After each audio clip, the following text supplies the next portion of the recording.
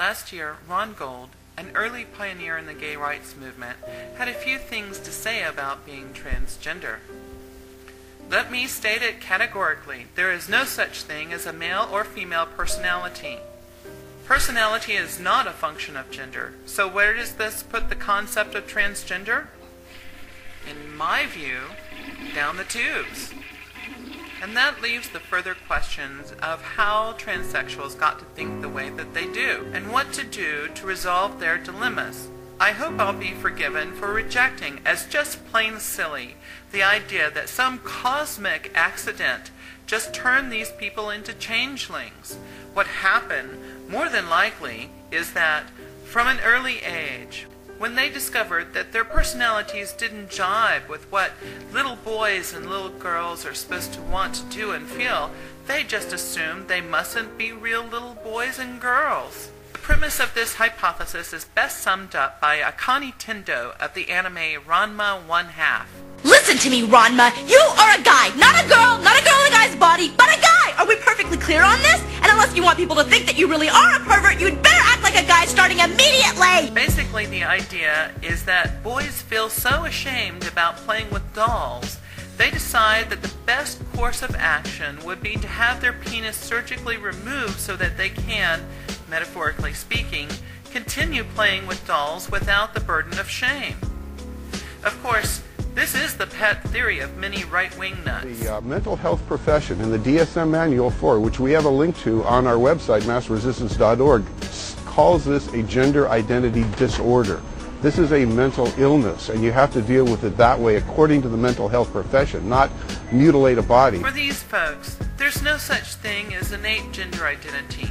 They believe that all people are born without any biological male or female drives, and that somewhere along the way, we all make the choice to identify as being male or female.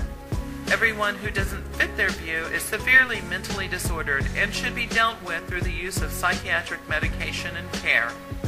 Now, let's see how their views stack up against one of the world's leading experts in so-called gender identity disorders.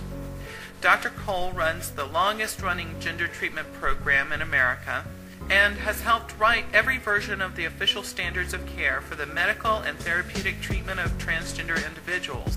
You know, it's still within our lifetimes that people thought transgenderism was a psychiatric disorder per se. Fall back on the example of childhood autism.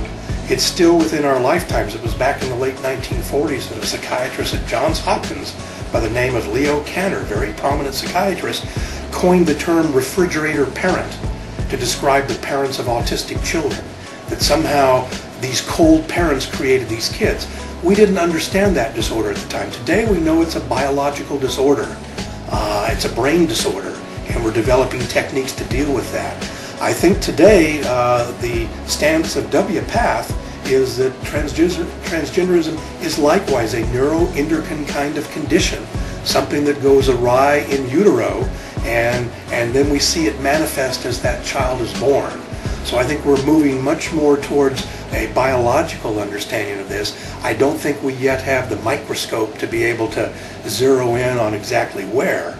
But I think things have taken a tremendous turn. I mean, it's like other kinds of conditions that at first we don't understand, they seem bizarre, and so we have to force some psychiatric or psychological interpretation. And then as we move forward in time and technology, we see, hey, this is just like maybe being born without an arm or a leg or a cleft palate. Here's a condition that we can rehabilitate and help folks live.